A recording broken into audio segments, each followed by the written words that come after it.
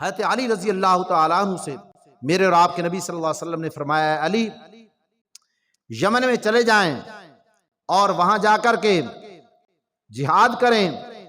حضرت علی رضی اللہ تعالیٰ عنہ یمن میں چلے جاتے ہیں اور ایک قبیلہ تھا طے قبیلہ، اس سے آپ کی لڑائی ہوئی اور وہاں سے نصرانی عیسائی پکڑے گئے، ان کی عورتیں بھی پکڑی گئیں اور ان کو پکڑ کر حضرت علی رضی اللہ تعالیٰ عنہ نے مدینہ پاک میں بھیج دیا۔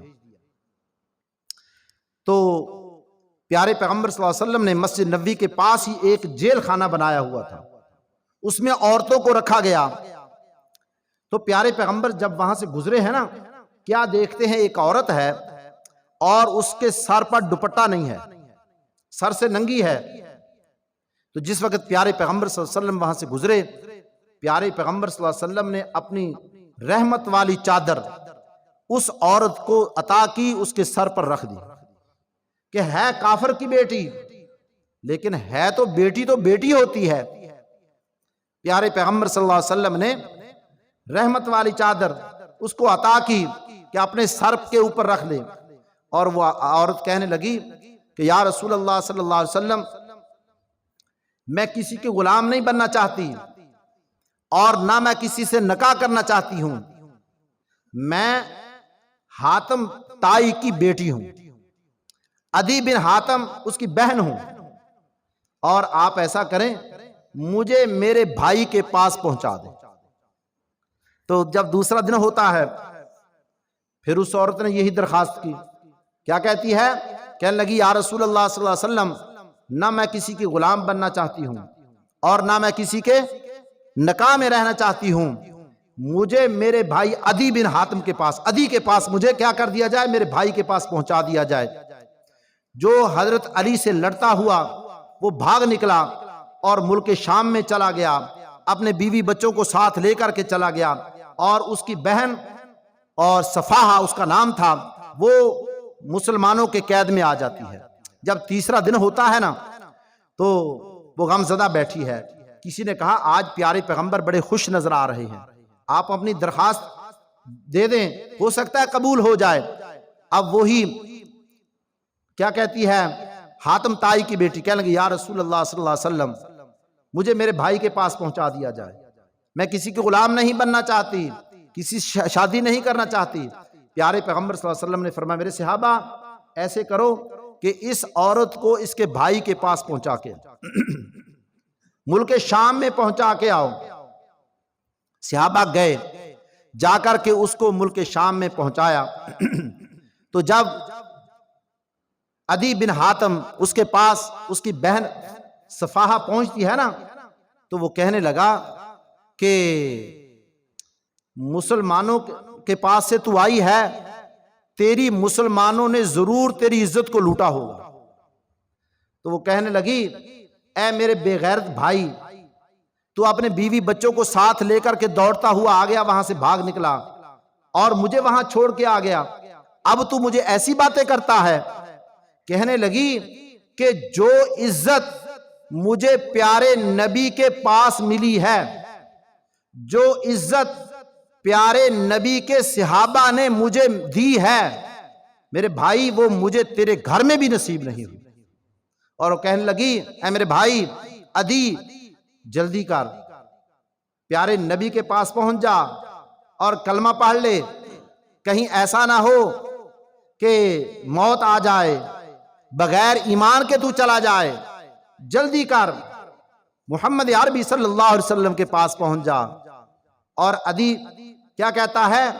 کہنے لگا کہ مجھے سب سے زیادہ جو نفرت تھی نا وہ محمد عربی صلی اللہ علیہ وسلم سے نفرت تھی، اور آپ کے اسلام سے، دین سے نفرت تھی۔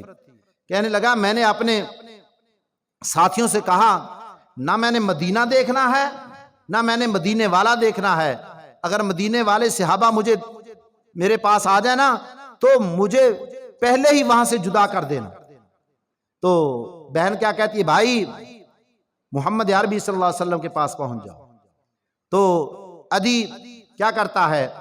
وہاں سے چلتا ہے، پیارے پیغمبر صلی اللہ علیہ وسلم کے پاس مدینہ پہنچتے ہیں، اور پیارے پیغمبر صلی اللہ علیہ وسلم سے آ کے ملتا ہے عدی بن حاتم کہتا ہے ایک بوڑھی عورت راستے میں اس نے پیارے پیغمبر صلی اللہ علیہ وسلم سے کہا کہ یا رسول اللہ میری بات کو سنیں۔ پیارے پیغمبر صلی اللہ علیہ وسلم نے فرمایا کہ اماں جان بتائیں۔ تو پیارے پیغمبر صلی اللہ علیہ وسلم نے اپنے کان کو قریب کیا، وہ عورت اپنی باتیں اس نے سنانی شروع کی۔ آقا وہیں راستے میں کھڑے ہیں، اس بوڑھی عورت کی باتیں سنتے جا رہے ہیں۔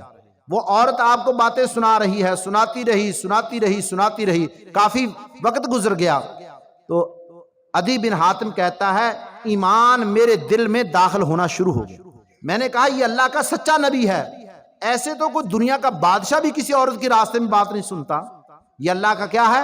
سچا نبی ہے۔ اس کے بعد عدی بن حاتم کہتا ہے پیارے پیغمبر مجھے اپنے گھر میں لے گئے، وہاں ایک گدا بچھا ہوا تھا۔ عدی بن حاتم کہتا ہے آقا نے فرمایا کہ اے عدی، حاتم تائی کا بیٹا ہے، اس گدے کے اوپر بیٹھ جا۔ میں تو کہنے لگا عیسائی تھا، غیر مذہب، اور مجھے پیارے نبی نے اتنی عزت دی، اس گدے کے اوپر مجھے بٹھا دیا۔ پیارے پیغمبر نیچے ہی بیٹھ گئے۔ وہ کہنے لگا کہ پیارے نبی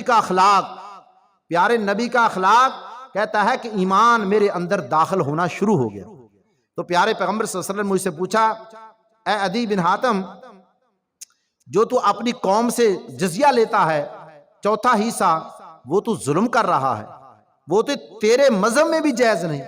اس نے کہا جی یا رسول اللہ واقعتاً وہ میں نجائز کر رہا ہوں۔ تو عدی بن حاتم کہتا ہے ایمان میرے اندر داخل ہو گیا۔